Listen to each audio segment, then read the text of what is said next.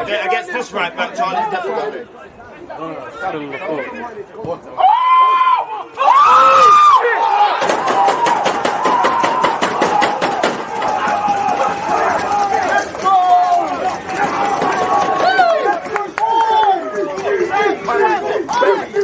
People deluded, I'm back again. Come on, Ian. Man.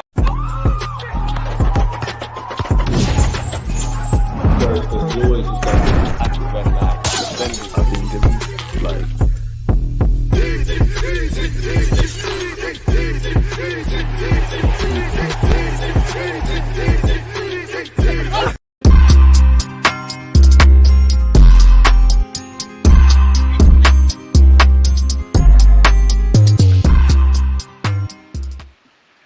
International break or not, the content has to keep flowing. I'm joined by Jess. People deluded. I'm back again. I hope you're all doing well and safe. She went and got a coffee, but I was punctual. How you doing, my friend? You right?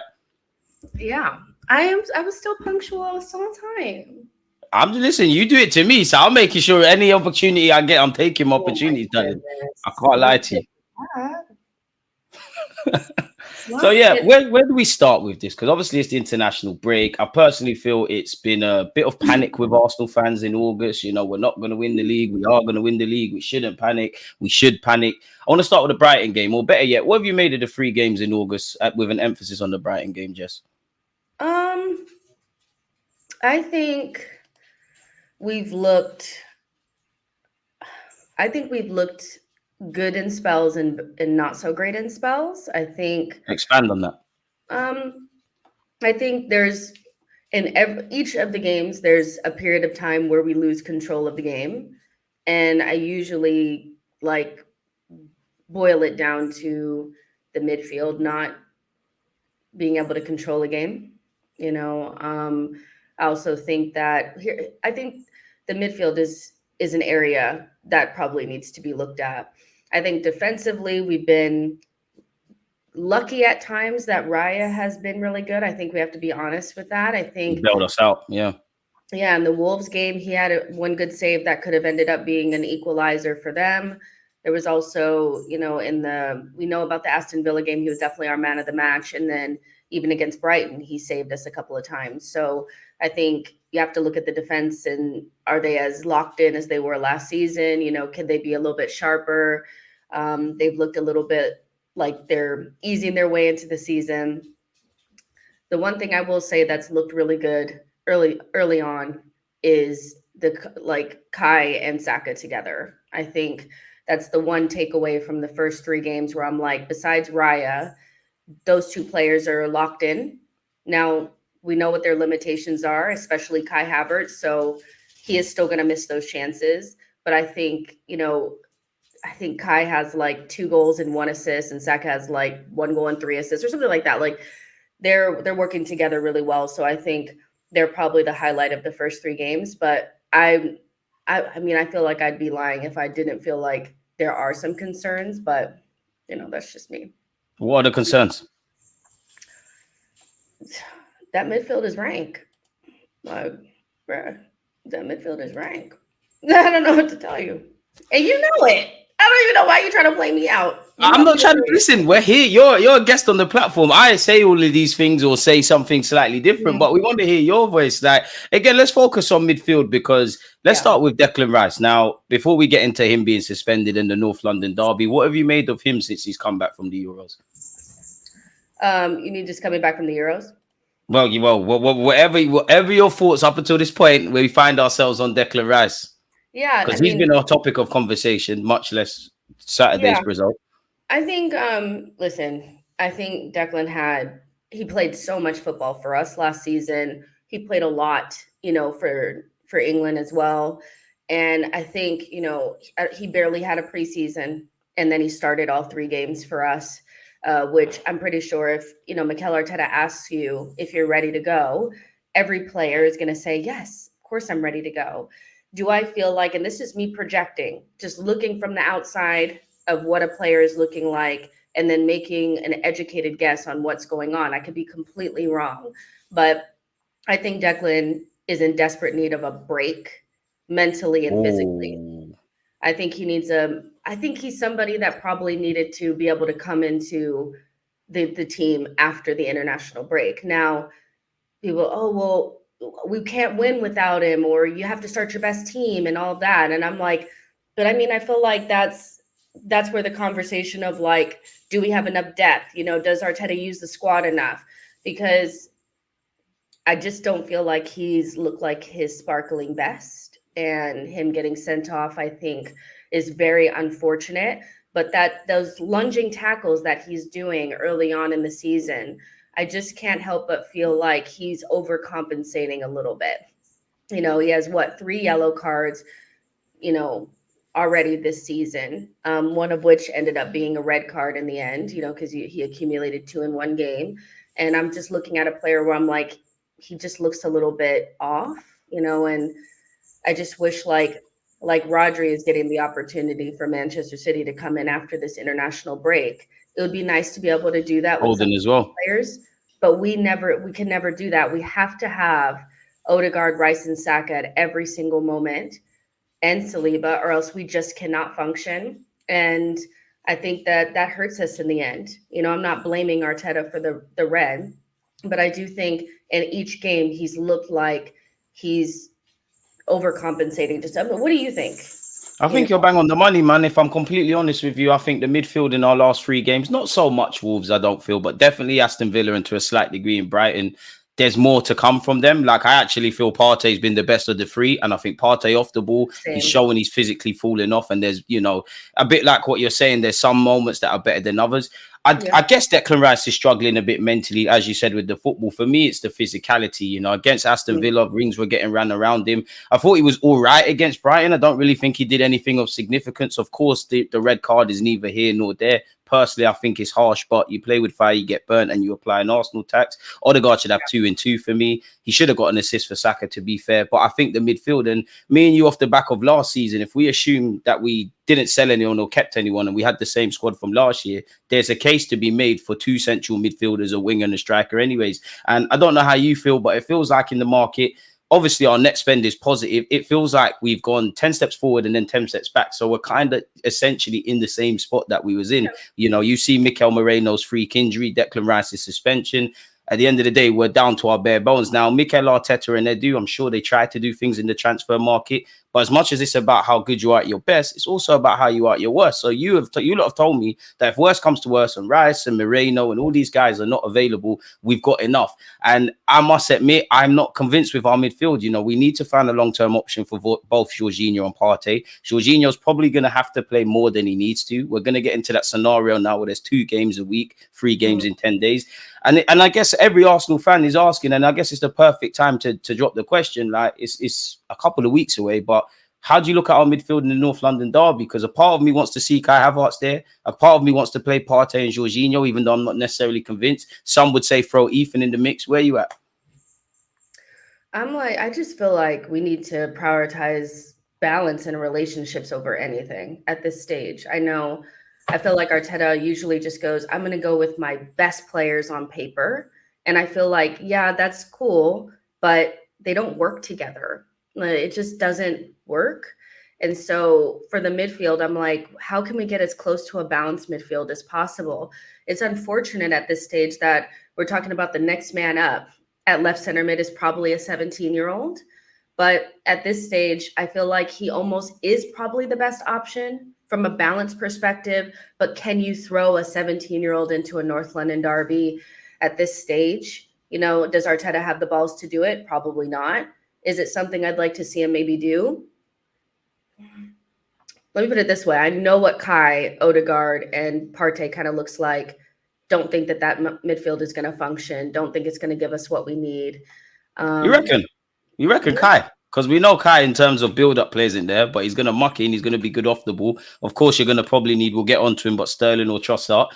I don't think Kai playing in midfield against in the North London derby. It's not what I want to see. But I don't think it's a terrible shout, especially because Spurs ain't got the best of midfielders, being devil's advocate.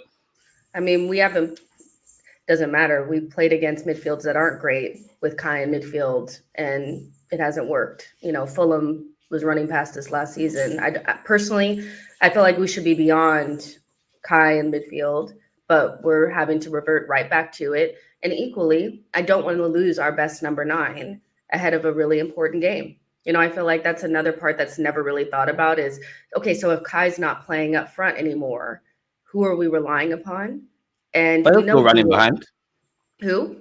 He's still running behind in reality. Like Kai will still, like when we've seen him play in midfield, being purely devil's advocate, Yeah. I agree with you because it's like we're starting to poke holes in the squad. But like in reality, like if Jesus or Trossard or Sterling's up front, they're going to drop into midfield. Kai's going to run in behind, and Odegaard's going to pick up the pieces in terms of build-up play.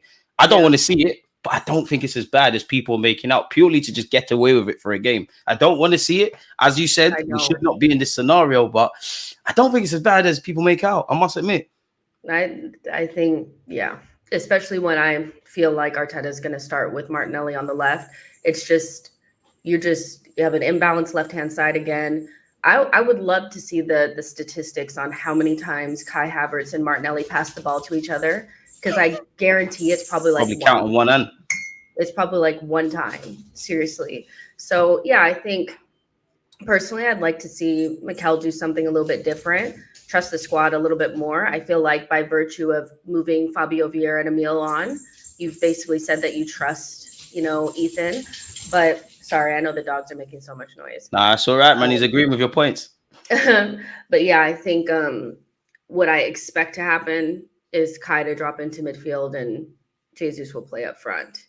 And most times when we play that way, it's not that it's awful. It's not like it's unusable, but I think most of the times that we drew blank last season and didn't score any goals was when we had that combination. I don't know what it is about it. It just but it's a game, and North London derbies are mostly just about who gets beyond the other team, like who works the hardest, who puts the ball in the back of the net once or twice, like who wants it more. Yeah. So yeah, who wants it more? So we could probably get away with it. But the fact that we're even having these conversations match day 4 is just for me. I agree. So how much do you think, obviously I've got sympathy for the players because they don't affect who comes in and out of the club. Yeah, obviously sure. I've got sympathy for the fans because we're sitting here and talking about it. But how much sympathy is extended to Mikel Arteta and Edu? Now, granted, I don't think Mikel Arteta is happy with his squad because he kept saying we've got the smallest squad. But fundamentally, what we have seen is that we won't do business if things don't necessarily make sense. And I do feel it's like last summer where we probably needed 2 central midfielders. Now, granted, me and you might not be having this conversation if Mikel Merino never got his injury because he is quite durable. But injuries happen to anyone. So, and as you said earlier, in fact, Smith Rowe and Fabio probably needed to go, but they're options. How much have we shot ourselves in the foot, and how much is Edu and Mikel Arteta to blame for this conundrum then? Because you've got a Jorginho, you've got Thomas Partey, and you're hoping Partey returns from Ghana with no issues. Yeah, I think you can think of it of one of two ways. I think a lot of people think that these things just happen to us, and it's just unfortunate. But when I look at the last 2 windows, we wanted to move Partey on. Well, we were open to it this season or this summer, and we were definitely open to it last summer. Had you got rid of him in either one of those windows, you might have been able to get a more marquee signing in. You may have still been able to get a Merino in. Just think of if you had actually replaced Xhaka the season prior and then brought in Merino this season, we wouldn't be having these problems. I think a lot of these problems are because we kick so many cans down the road every window. We kick the winger down the road. We kick the striker down the road. We kick the midfielder down the road. Kick. The only things that don't get kicked down the road are goalkeepers and defenders. And those are the positions where we're fine. So as much as I want to be sympathetic, to the club, because injuries happen, they happen and they're very unfortunate.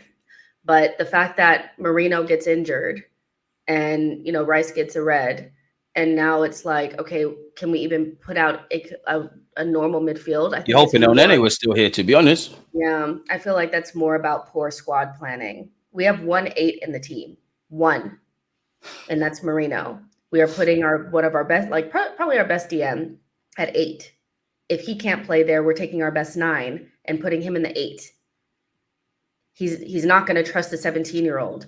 That to me, that's poor squad planning. That's not the world conspiring to make these events. This is the second season in a row where one injury early on in the season has thrown off so much. So As for me, they just got to hold that, because to me, I know you and I have been asking midfield overhaul, please. Bring in multiple. For years. Get it done. Move it on. We need it. We wanted two, regardless of who signed for this club at this moment and left, really. So I'm just kind of like, it is what it is. Make it work. But it is one game without Rice. But even when Rice comes back, we're going to be running a midfield that right now doesn't feel like it works very well. And there's a lot of games to come now. We're going to play 2 games a week, 3 games in 10 days. In fact, I think we got Spurs, Champions League, and then Manchester City. All away from home. Exactly. You touched that as well. So there's logistical things to factor in. You touched on it, but you probably had it on your platform as well. I know on my platform, there's been a lot of debate. Rice is an 8, Rice is a 6. Now, I think his bread and butter is a 6. I like how he's playing in that 8 role. My only issue is how much blood can you draw from a stone? You're not going to wake up and he's Paul Scholes or Frank Lampard or Michael Carrick. He's almost always going to be like this. But where are you at with Declan Rice in the 8? He has to play 6. He has to. Like, it's weird. Well, I actually have the slide for later on my platform. Make sure you're there, folks. The passing, patterns or whatever that we had for 2 of the games. We're not even playing. The midfield is not even the same as it was last season in the way that where the people are playing in their positions. In particular, Declan Rice. I think even in the 8 last season, of course he got forward, but I didn't feel like he was always on the last line. This season, it feels like he's always on the last line. And so it doesn't really give him an opportunity to carry the ball, which is one of his better attributes. It doesn't give him an opportunity to get near Partey and protect him, which is one of his best attributes, which is also something that Partey needs. He's just out there. And there was at one point,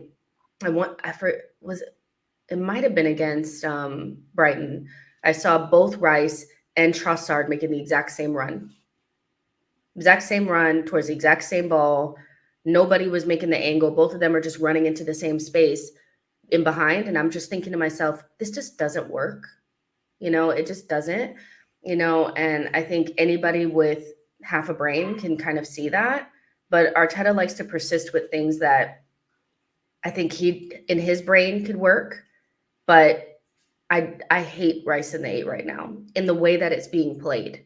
If he was playing in a double pivot or he was playing just a little bit deeper, I think that would suit him better. And we could get more of the things that we like from Declan Rice. The ball winning, the ball carrying, arriving late in the box. Action kind of stuff he does. Yeah, but him in and around the box, just standing there trying to make them last. Are we being a bit harsh on Rice then? Because, as much as I agree, I think the man's a 6. I like that he's learning to play the 8. I think you're bang on the money with where we find ourselves on the left-hand side. But, he did have his best goal-scoring season or singlest season in terms of output, goals and assists. So as much as I don't think it is the thing and people can say it don't work, is it harsh to say it hasn't worked under Mikel Arteta? Because statistically, it doesn't work in the way that we're playing it this season. To me, it's not the same. Declan, when he was playing next to Jorginho, which was... That was that whole section of the season where we actually played well was Jorginho in the 6 and Rice in the 8. But they were so much closer together. They actually passed the ball to each other. Rice would not go too far away from Jorginho because he couldn't. Because I think Arteta knew that Jorginho could not be left on an island. So Rice was always a lot closer. He was more in the center circle. Yes, he got forward, but his runs were more last man runs. Not these. It's different now, so I think you can play in the same position and what you're being asked to do is completely different. And I just don't feel like what he's being asked to do in the 8 today suits him and is not the same as what we were doing last season. Do you think that, or you think it's no? I think you're bang on the money. I'd prefer Rice to be a 6. I'm actually not as invested as some people are as an 8 because I think people get hung up on formations too much. The system is quite fluid, kind of what we said about Kai Havertz in midfield versus up front. I just feel typically this season, naturally teams are doing their homework in it, and we've played mid and low blocks. I've been at the Brighton game. They were really doing a number on Martin Odegaard. They had the man sitting in, and they were kind of stopping us from playing centrally throughout the whole 90 minutes. We had a blistering start.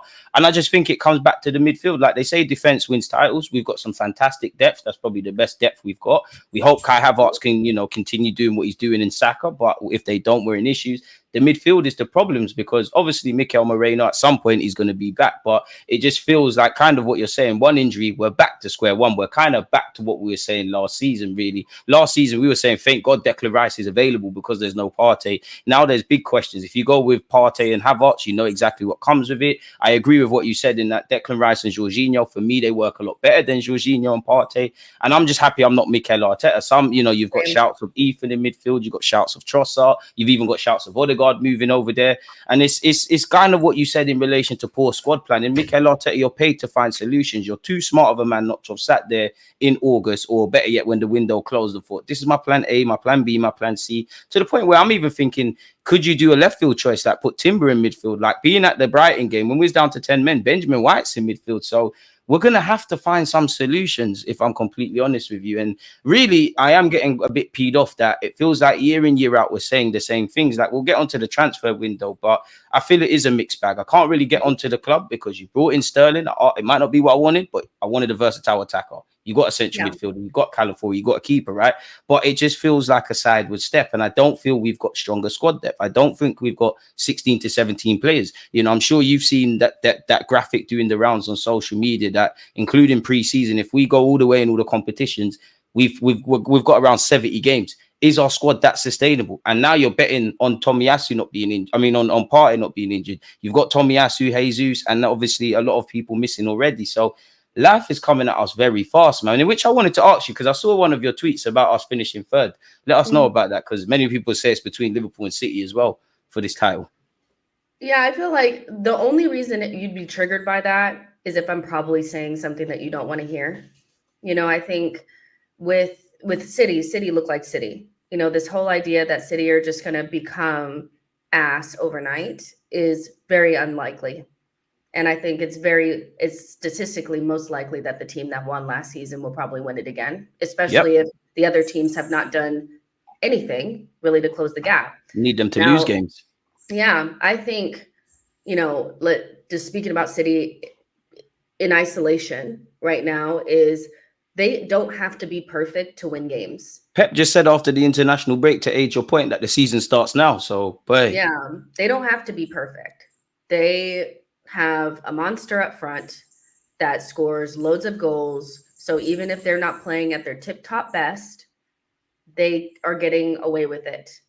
That's just the truth, And then you have, they were able to play the first 3 games without Rodri. This is what we're talking about. They have a monster. They can also carry major players out of their team and still perform at a high level. I don't know if we go to Stamford Bridge without one of our key players, do we beat Chelsea? I don't know if we do, So I think City are just City. And we haven't done anything in the window to close the gap on them at all. The window that we needed to have in order to even remotely get into that conversation is a really, really top quality striker. And we didn't do that. And we also didn't buy the type of midfielder that probably would have done it too. So set that aside.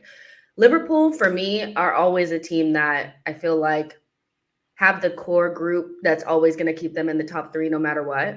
Like, they weren't even great last season, but they were comfortably in the top 4 and sitting in top 3. Once Klopp announced his retirement and all that, they fell away, blah, blah, blah, blah, blah. And now this season, they look like Slot is going to use that framework that Klopp had and just tweak it a little bit. And they look really good. They look good. Like, my eyes tell me that that's a good freaking team. We may have some competition here. Now, predictions are always done before a ball is kicked. I'm a content creator. I'm asked, where do you think people are going to finish? I said from the very beginning, I thought we finished 3rd. And when I've watched the first 3 games, I don't feel any differently. So I feel like what people hear is we're shit, or what I'm saying makes them have to think about, the things that maybe we haven't done right. Coping them. Yeah. And they're like, well, I don't want to hear that. I just want to hear we're going to win the league. I'm not here to tell you what you want to hear. Like, that's not it. And I'm not going to pretend I don't think other teams are good. I do. I think Liverpool is very good. I'm scared. I'm like, shit, they have such a good attack. You know, they really do. And they're another team that doesn't have to be perfect. They don't to win. I feel like we have to be almost perfect to win games because we just don't have. I do. I feel like we have to be almost perfect. No, maybe not almost perfect. Maybe not almost perfect. I feel like we don't have an insurance policy. That's what I'll say. We don't have an insurance policy when we're not playing to our best of our ability. Sometimes there's like 5% of the games where we just don't score a goal. That's what I'll say. You're right, but playing devil's advocate, your boy Trossard could kind of dispel that against Villa. And the result, not necessarily the performance, the result against Villa. So you could be being a bit harsh in that. I agree, though, man. I said in my prediction we could finish anything from first to third, purely because the last 2 years we finished second. I don't see anything that moves the needle. I do think our team will improve individually and collectively. Whether we'll get on that point, you know, to be able to arrest if we go through that December period again, I don't know, because it does feel like we've got holes in our squad, and then we've poked it even more holes, really and truly. And I think Liverpool have experienced players. We've obviously got experienced players, but the collective bunch have been there. As you said, Manchester City, you're at the point where you want them to lose games. And that's where the Brighton game, I don't know how you look at it, but it looks like a point gain for me because we're down to 10, but it also looks like 2 points dropped because we took the lead. We did have chances. And as you said, Kai Havertz is doing his thing. But at the end of the day, and I'll never begrudge a player for missing chances, Haaland does. But Kai summed up why, if not to say Kai needs to be replaced, he needs support because him and Saka, who have been doing the job, they didn't put the ball in the back of the net. So it's like we're making self-inflicted problems another year in a row for me. Yeah, there wasn't anybody that you could bring off of the bench that was going to help us offensively, I thought, you know, and that's mostly because Martinelli is in poor form. Whatever you want to call it, not the system, form, whatever. He ain't playing good, you know, so he came off the bench, didn't really do much. And, you know, I think I viewed it as 2 points dropped because no matter what people think, like we don't have to be Brighton at home, but that's the expectation going into the season, no matter how good they are. You know, I heard a lot of, but it's Brighton, but it's Brighton, but it's Brighton. And I'm like, yeah, but if City dropped 2 points to Brighton, they wouldn't be saying, but it's Brighton, but it's Brighton, but it's Brighton. They say, damn, that was a mistake. You know, we have to up our expectations of what you need to do in order to win the league. Kill the games. You have to beat these teams home and away. I'm not saying it's going to be they don't touch the ball and we just wipe them. But I think if we had played anywhere near our abilities, we would have beat them 3-0. I do. I think we look nervous has a wide open chance first half. So does Saka. You got to put them away. You're only up 1-0. You're frustrated. Whatever happened with the red card is whatever happened with the red card. But even after that, there's still our chances to nick it. Yeah. Yeah, and we look nervous defending that lead for a team that, whether we've got 10 or 11, is quite compact and quite professional. I think we looked quite scared. Like being at the game, Arteta was genuinely losing his head, really. And I think as a team, we just didn't defend well enough. As you said earlier, we've got to thank David Raya for getting us out of trouble when he deserved another clean sheet. In fact, he looked like the only one that fully knew how to manage that game, if I'm completely honest. Yeah, I think because you always have to remember that, like, when you drop points there, then you have to make them up somewhere else. This is it. It's so small. Like the margins are so fine. That's why it's really lost by 2 points last year. Yeah. So where are we going to get those from? You still have to go to Spurs. You still have to beat them there. You still have to beat them. It's a lot, you know? So, and a lot of these other teams don't have as much to lose as we do. You know, the pressure is on us, and we blink first in the title race. So it's like, it was frustrating. I know a lot of Arsenal fans leaned into they stole the points and all this kind of stuff. And yes, I do think the referee was atrocious and made a decision to send Rice off. He didn't have to do it. But you have to just look at it as like in the title race that those are 2 big points, you know, and that's where the frustration I think comes in. Are we panicking then? Is it too early to panic 3 games in? Because as you said, some fans are like, no, we're going to win the league. Some fans, it's all doom and gloom. We might as well pack up. Are we panicking too early if we were panicking? I think it depends on what you what you think we're going to do or what your expectations of the team were prior to a ball being kicked. What were yours? I think we were going to finish third. So I hate feeling like what I think is going to happen is going to happen, but I already feel like we're not going to get where we want to go, unfortunately. But I think some people are panicking mostly just because like we haven't won anything in a long time. I think there is like that undercurrent of like anxiety about like, are people going to catch us up? Have we lost our moment? Have we done that? Have we, so I can understand where the panic comes from. But is it like all over? No, it's not. Anything can happen in the Premier League. Anything can happen. But like the last 4 years, you have to say that like things can happen, but most likely City win the league. I agree. I think it's a 5-P. It's unfortunate, but you're at that scenario now where every week that City play, apart from when they play Spurs, I'll never be one of them Arsenal fans. You need them to drop points. And what I mean by drop points, you'd more rather them lose, like take nothing, because a draw is almost a defeat. I don't want to read too much into this season, but that's what it feels. It feels like what you said. We need to chase them points against Brighton. I can already tell if the season goes how I think it will versus not what I want, I'm going to look at that Brighton game because there were shades of, it's very different, but how we fluked the points in terms of Fulham away last year. So this is where I'm looking at the players to want to claw things. Yes, everybody's going to drop points, but we need to be able to strike, if I'm honest with you. One love for the super chat. I don't want to leave this on screen. Big up yourself, Brian. Is it me or does it seem like Arteta is trying to replace Gabriel? It's crazy considering all the other issues in the squad. I definitely disagree, but if Gabriel doesn't keep up his form or definitely buck up what he's done recently, then you've got Calafiori and maybe even Kivior in the squad. Where are you at with that? I don't quite agree with that myself. I mean, I think a lot of Arsenal fans are constantly trying to replace Gabriel. It's a conversation every season. It's so our least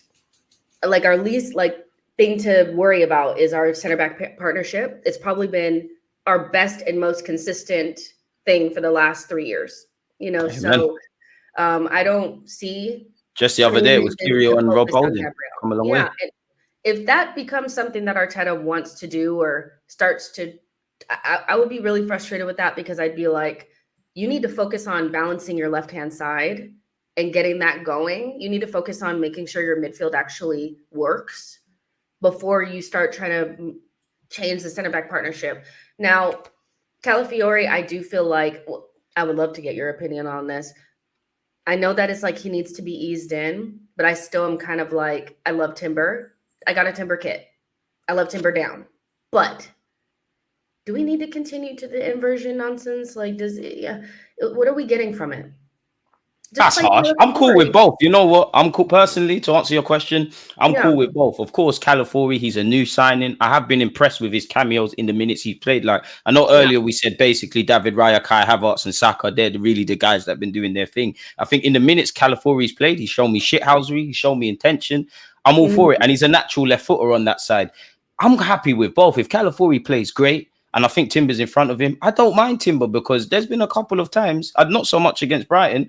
I think when Timber's inverted, he's been a lot better than the free in midfield that actually meant to play. I'm actually cool with, I'm genuinely fine with either one. And I think we've got some good questions. I think Calafiori is going to get his moment. I just wish he could play in midfield really and truly, and then we might be a bit all right. But I do think Timber's looked a bit rusty in certain stages in games in the last 2 we've played. I'm cool with both, honestly. And Calafiori's still going to invert. He's still going to invert. Like, that's what Arteta wants. Like, we're still playing the same way. Like, you've got that, Merino comes in for Rice on that left 8. You're still going to see certain intangibles. Whoever's up front, who's ever in midfield, and whoever's out wide. I would like to see some more width generally because our wingers could be inside, but I just can't see it, if I'm honest with you. I want to circle back on the transfer window. Now that it's done, and me and you have both said we'll shut our mouths. We're saying it all summer. We'll shut our mouths until the window's closed. This, that, and the third. It is closed. How do you view it? Because we can get into individual sales. I think we did all right for Eddie. I don't agree with the money we got for Ramsdale, regardless. Fundamentally, we've got a positive balance sheet now, and you can clearly tell the Cronkies wanted that. So we've got that. We have addressed all areas, but like, what do you give Edu and what do you give the club out of 10 really for this? And we brought in Raheem Sterling. Like, what do you give us out of 10? And what do you make of the Sterling signing while we're here as well, man? Out of 10, I would say it's like a 6 or a 7. Maybe a 6.5. I'm saying 6. when it actually like closed and it ended, I was like 7, but then I had to drop it down because I was like, well, nobody trying to get Sterling. Like, let's be serious. Like, now Sterling's Jamaican. He's lit, man. He's lit. He's lit. I'm He's lit. gassed, but like, look, hear me out. I was gassed because I didn't think we were gonna get anything. It's better than nothing, yeah. He'll take anything. Yeah, exactly. But, that being said, not to disregard Sterling. I think that is as good of a panic that you can possibly get. Edu even said it weren't our plans to sign him. Yeah, it wasn't in the plans. And he has a point to prove. Arteta won't be afraid to use him because I think he should start using him instantly, if I'm honest. But I really think that he's gonna fit right in. So you think it's a success then? You sound a bit more optimistic about Raheem. He's a proven winner, 4-time Premier League winner. I like with Arteta before. I like him. I think he's is disrespected too harsh of a word. I think he is kind of disrespected. No, I think you're bang on. He is. People can have question marks, but I don't quite agree with his finish. Whether he gets back to his best is another thing. But if you're earning 300 grand a week at Chelsea at 29, bearing in mind you started playing when you're 17, you're doing all right. Do you see him starting? Because some people say he's a bench player. You could argue Trossard or Martinelli could lose their spots, if I'm brutally honest. Listen, I'd start him in the North London derby. You think he's fit enough, though? I really don't care. I think that left-hand side is the struggle bus I've never seen before. And listen, like Sterling, I think he'll know how to play what we're trying to do. He'll know, so it won't take him as long. And I don't think Arteta will not use him early days, but it's interesting. I think he walks into our team and you can make an argument for him being our second best winger. I don't think you're wrong. So what's our first choice front three in your opinion? Because for me, listen, if it was Martinelli of what he was, great. If Trossard does what he does last season, great. But I'm saying Havertz, Sterling, Saka personally. I think that's got it all, really. Yeah, I think as long as you play Havertz and you don't have a solution in midfield, you have to play Sterling. I think you have to play somebody Sterling false 9, Havertz in midfield. North London derby settings. Don't want to see Havertz in midfield. Not in big 2024. Like, we must move on. But Sterling, I think, at least has the ability to create. I saw some people saying that he just pacey, and I'm like, let's not try to pretend like he's a Theo Walcott guy. Started his career as a more creative player at Liverpool. You know how Pep does. He modifies your role a little bit, but he does create. He has a good head on his shoulders. He understands how to play the way that we want to play. I think he'll do really well, because I think that the problem that you have with best football came under Mikel Arteta when he was at City as well. Yeah, I think the problem with Trossard is that, he can do the creation stuff and he does score goals, but there are periods in the game where he just makes too many mistakes in possession. You know what I mean? Like simple passes he doesn't get off, or he tries to get past his man and he's like it's just not, he's clearly a backup, and I've never said that he wasn't. With Sterling, I feel like you are going to get somebody that can think beyond just get past your man or cross it aimlessly. You're going to get somebody that has a little bit more nuance to their game. And I feel like you have two thinkers in Havertz and Saka up there. I think you need to get another thinker up there that can also execute the things that he's trying to do. And so, I think our best starting three is Havertz, Sterling, and Saka, which I think also says a lot about our front line. That Sterling walks straight in and he's a starter. Not to say that Sterling's not a good player, but when I said that our attack needed some work, Sterling walking straight into your starting 11, it needs some work. Sums it up. It does. It does. Like, I'm praying Gabriel Yeah. Jesus can stay fit and get back to his best. Martinelli the same, and Trossard. But reality is, that's all hope. I can only deal with what's in front of me. And right now, only three. It's a bit harsh, but only 3 players are earning their stripes, and that's David Raya, Kai Havertz, and Saka. Bit of a luxury for Saliba as well, but I think those are the standouts. So spots are debatable. If we go back to midfield, yeah, obviously, you know, Declan Rice is gone for a game. Merino's out of it as well. It begs the question, Mr. Zinchenko, does he play a midfield to you? Is he an option? Because surely if we're talking about young Ethan, surely Zinchenko has a shout, being devil's advocate. Nah. Maybe not for me, but to me, there's has to be a reason why 2 great coaches, you know, Arteta is a really good coach. Pep is the best. Don't use him there. There has to be a reason why. I think it's because he doesn't have the defensive awareness in midfield because if you lose it in midfield or you're not in the right positions in midfield, that to me, that's more detrimental than left back. And I know people are like, well, yeah, but left back is closer to the goal. I'm like, yeah, but it's wide.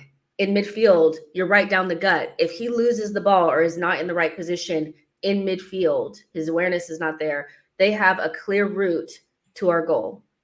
You know, and I think your most aware players are always down the gut. You can afford to have somebody that's a little bit less so out wide. And so there's just something about Zinchenko, and I feel like his off the ball presence, whether it's he's not going to be able to win balls back, and then he's also not going to be in the right places at the right time. So I don't think that he should be playing in midfield for us. I don't think he's an option. That being said, I think you've seen in preseason that Ethan can play in midfield with Odegaard. It's such a risk, and I know Arteta won't do it, but I also feel like people talk out of both sides of their mouth too. You know, they want young players integrated, but they don't want to see them play in anything other than a Carabao Cup. And I feel like at this stage, I think some of our better players should be able to carry a young player in a game. Maybe not the North London derby, but I expect to see him play in the Premier League. I do. I expect to see him play in the Premier League. What's the point? What's the point of getting rid of Fabio and Emil if you're not going to trust Ethan in the odd game? You know, so it doesn't have to be the North London derby, but I expect him to play. Otherwise, there's no reason for him to be in the team. And I'm not talking just a Carabao Cup. So I'm with you with that. Like, I expect Ethan to get minutes. I mean, you could pose the question, like, is there ever a good time to blood a young player? Hey. Personally, if Ethan, the dog don't agree with us.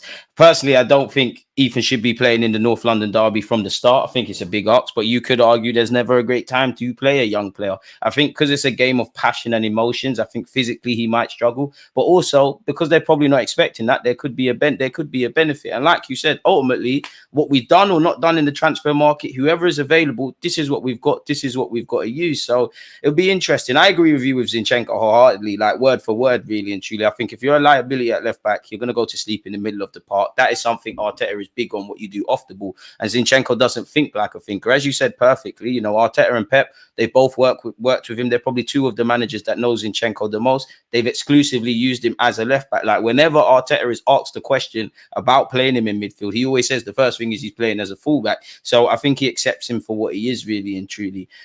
Where are you at? To go back to Raheem Sterling, where are you at? Because many people say he's a Chelsea reject. Best case scenario, he comes here, he does great for us. You know, he makes Arteta look great in the same vein of Kai Havertz. But essentially, we're just developing a player that's going to go back to Chelsea, and we've probably put him in the shop window for other clubs. Where are you at with that, some might say? Because it's hardly long-term planning. Of course, you could say he's of the right age to compete for now, though. Yeah, I think with Sterling,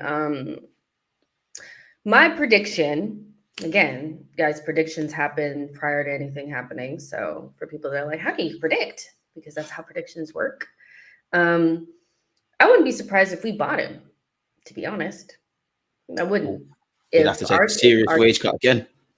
Yeah, I think, listen, next summer, based on what we've done this summer, is we've kicked so many things, so many cans down the road again, that you would imagine once Jorginho and Partey leave, which they should, both of them should be, thank you, goodbye.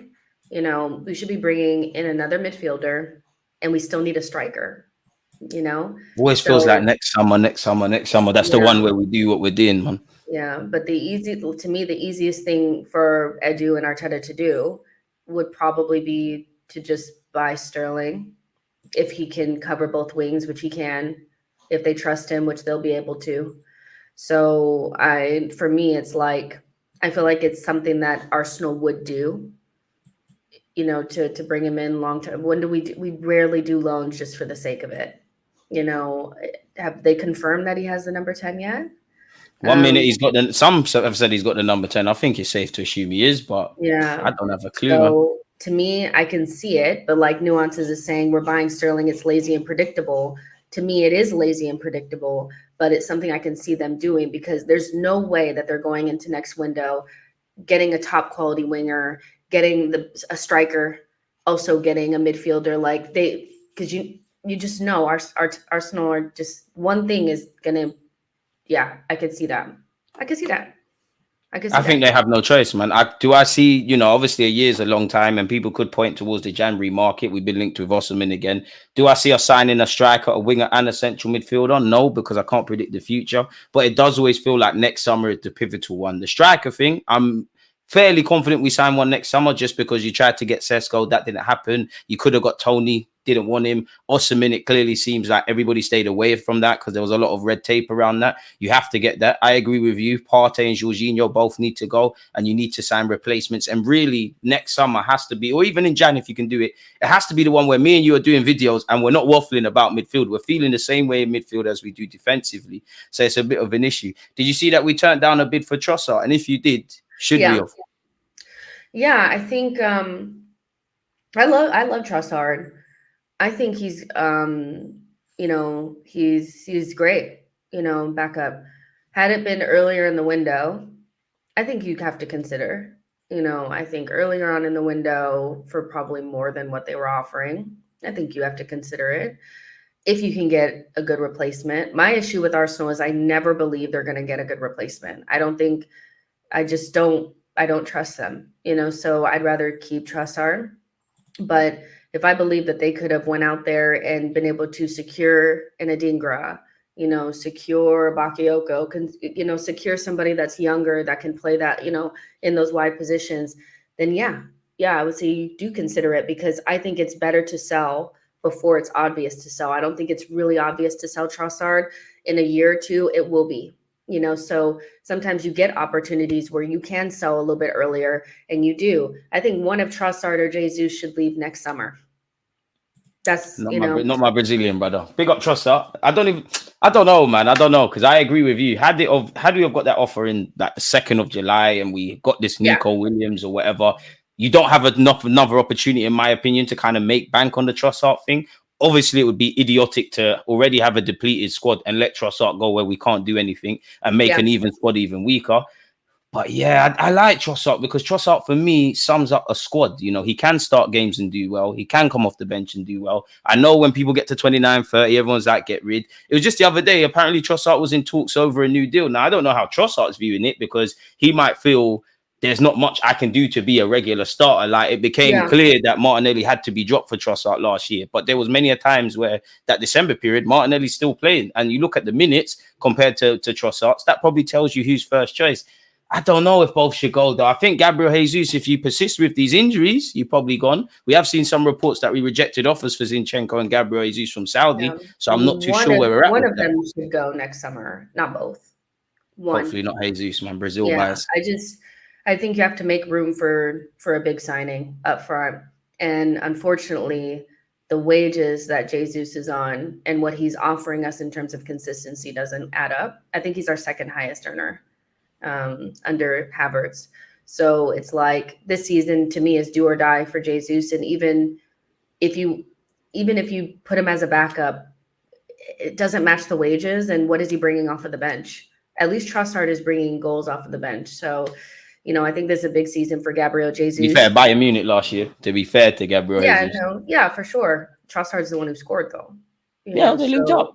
That's what I'm saying. I'm not convinced of selling both. You know, like you said, you know, when your wages or whatever, when you're getting to that age, naturally you have to replenish the squad. But that's why I'm a big fan of the squad, because as much as we're doing this youngster thing, Sterling's not here on a permanent basis. But you look at Sterling, you look at Trossard, you look at Jesus, you look at a couple of these players. I know Havertz is a bit younger, but I'd throw him in there. They're kind of here for now. They're here to compete now. And I'm not really a big fan of changing it. Again, hopefully things change. But if this persists next season, for Trossard, for example, you got 12 goals or something last year. You and Havertz is quite volatile with you lot in the goal front. If one of you leave, then that's literally double figures gone out the door. And that's where, for me, Edu needs to begin the work for January and next summer. And I hate to keep talking about next summer.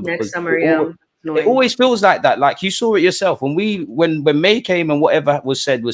We heard we're looking for difference makers, blockbuster signings. The Athletic were coming out with pieces. We didn't do that necessarily. Not criticizing some of the additions because I like them. And then you hear that we tried to get Sesko. We wanted Nico Williams. Wanted that guy. Wanted this guy in the third. And next summer is a pivotal one. Personally, I believe in hindsight, the club probably just wanted to focus on outgoings and clean up the balance sheet, in which we've got a positive net spend. Now, you can't bring net spend off the bench, but that's where we're at, man. So it's kind of jarring, man. Big up yourself, G. Webby. Forgive me for mispronunciation. DG, the question is, can Sterling do more than Martinelli? Well, the Martinelli of today, 100%. And to be honest, he ain't got to do much. You've just got to press, work hard, and take it from there. And Sterling's got a point to prove. Beyond the obvious, you know, this ain't a holiday camp. You're not guaranteed, even though I think you're going to start, you're not guaranteed to start. You're fighting for your England spot. And I'm not being funny, but if I'm Raheem Sterling, the way I was exiled from Chelsea, Mudryk is ahead of me in the pecking order. I want to stick 2 middle fingers up at that football club, personally. Yeah, I think Sterling is interesting because he has a point to prove. And I do think if you put him, if he can get anywhere near his best, he is a starter for Arsenal. And I just think he has more to his game than Martinelli does. And I think we're getting to the point where that left winger kind of has to do a little bit more than just be a finisher. We're asking Martinelli to do so much more and he can't do it, you know? So, and I think Sterling, if he was standing there, you know, he was in the stadium for the Brighton game, I'm pretty sure he watched that and said, yeah, it won't. I fancy myself. I definitely can get into this 11, the starting 11. And I think he will. I don't think it will be that difficult, to be honest. No offense to Martinelli. I think you're bang on the money, and this is why, you know, I hope Trossard, Martinelli, Kai Havertz, Saka, Sterling, I hope you can all get back to your best, because ultimately, it answers a lot of questions. But unfortunately, I can only deal with what's in front of me. And if your name at this moment in time, beyond the obvious, if it's not David Raya, Bukayo Saka, or Kai Havertz, then your position is up for debate. Now, we know not everyone's going to be dropped. Even Martin Wondergaard. Now, he typically takes a couple weeks to get into the season, but we ain't got time for that. The season has come very fast, and I'm sure you heard it on your platform. Everyone's like, I can't wait till the season starts again. Be careful what you wish for, because now we're in the thick of it. What would you say is the minimum then? Like, what is the minimum? Because I wouldn't say you're overly pessimistic on winning the league or the champs, but you're not overly optimistic.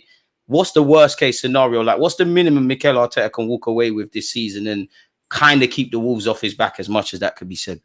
I was talking to Gunnar Lee about this the other day, and he was saying, I just don't think a domestic trophy can save his job. And I'm just like, I think it can. You know, he's not going to get sacked because fans get mad. It's not going to do nothing. Yeah, I think the he has to win a trophy.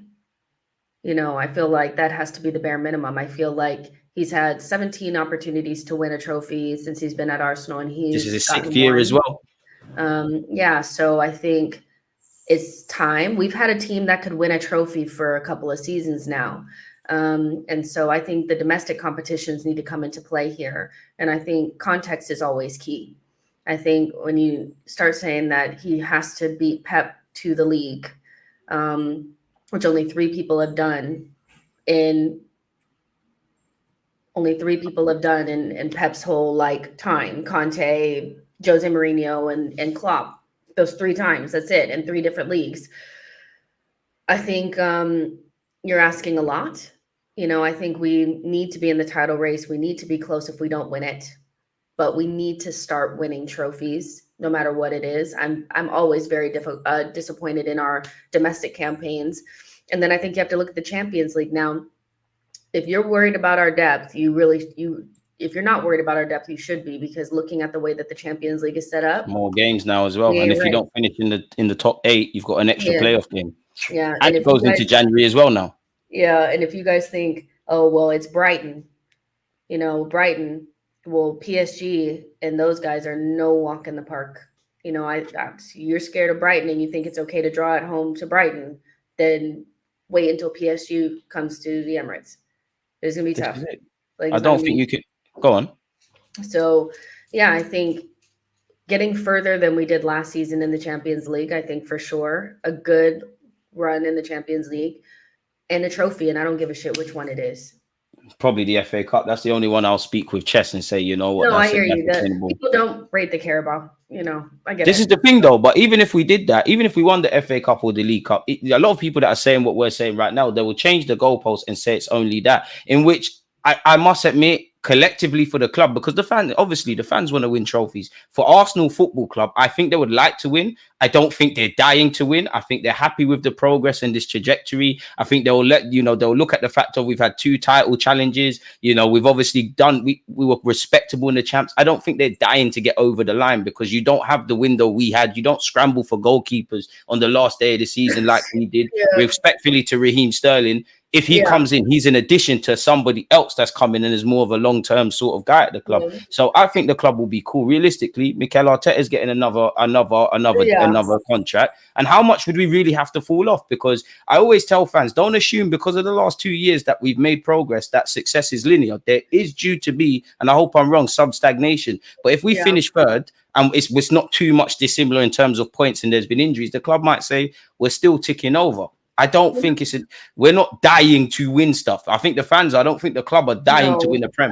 We don't have these conversations, Jess. I agree. I don't think they're desperate enough, in my opinion, because I think everybody's very safe and comfortable and happy and kumbaya.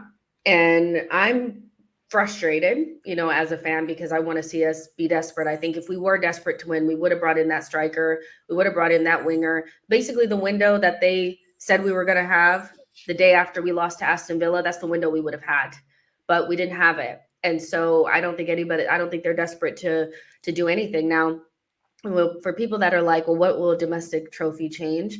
We've done that before. The difference between what we were doing when we were winning those FA Cups before is we weren't anywhere near a title race. We weren't competitive. We were having poor seasons, finishing 4th or even maybe papers over crack socks, them lot in Manchester. Exactly. And then winning an FA Cup. And then it was like, yeah, this is different. If you're in the title race and you're really pushing City and you don't win it, but you also, get it to a final of a Carabao Cup and you win an FA Cup, that's so much different than what we were doing under Wenger. So I think it's a convenient narrative for people to use that, well, we've done that before and it doesn't mean anything, to make it okay that we are not competitive in domestic competitions. But in reality, we were never challenging for the league back then. And so it's not the same as Manchester United getting 8th in a trophy. It's not like that. It's not when Arteta first won the FA Cup. It's not 8th in a trophy. It would be challenging for the league, getting into another final, maybe two finals, and winning one of them. Because we're not even making it to finals. Because let's be honest, some of our fans are weird. Like, you can't, some of our fans are weird. It's nothing to do with the club now. Some of our fans are weird. They say, we know it's very unlikely to win every trophy you're in or get to the finals and stuff. But that's the ambition of fans. And I feel fans start like that. And then I feel there's a weird section of our fan base. Like, we will go out the FA Cup or the League Cup and they'll be like, oh, okay, at least we've got less games to focus on the league. I'm sorry, but that's loser mentality. Like, and to answer the question up here, 3rd with an FA Cup, I think you would save your job, really. Not even save your job, because let's be honest, there's hardly pitchforks, if I'm honest. I think it'd be okay. It's something to move with. At the end of the day, it's silverware. Something that in 20 years' time, we won the FA Cup. Then, if I'm honest with you, one love for the super chat. And I don't think I think the club would like to win. I don't think the club are desperate to win. My last question before I let Jess get out of here and we go over to her platform. What do you make of the Champions League group, very quickly?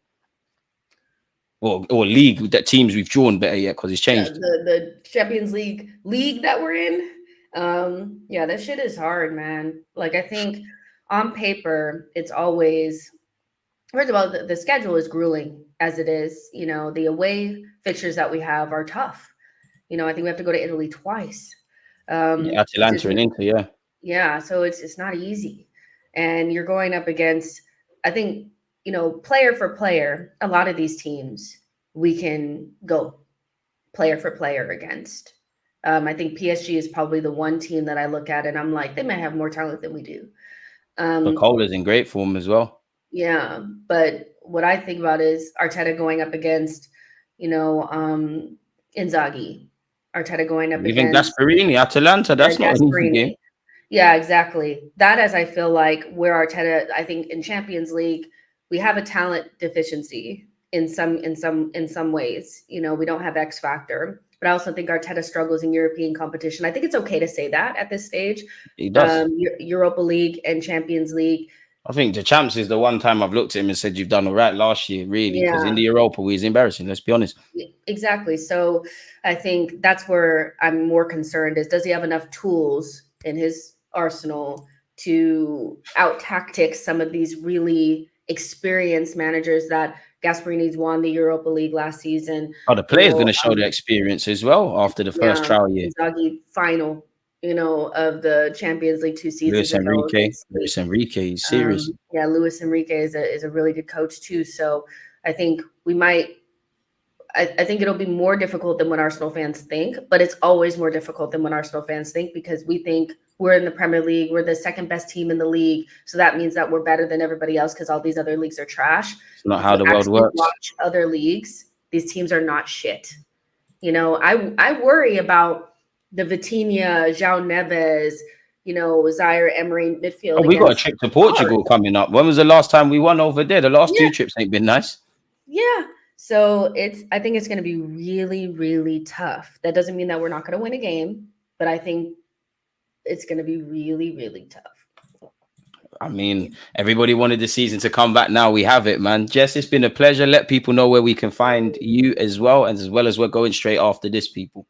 Yeah, guys, just in the YouTube search bar, She Knows Arsenal, and I'll pop up. You'll see. You don't need, if you're lazy, you don't have to do that, people. Her YouTube channel's in the description and actually in the title. Click the title and we'll be back again to continue this chat and anything else she's got to bring towards us. So yeah, head over there, people. Big up you lot for your super chats, your conversations and all of that good stuff. Hopefully the sentiment surrounding our football club gets a lot more positive. If you've just tuned in, watch it on the replay, but we're out and we're heading to Jess's channel. So come and join us over there. Peace, everybody, man.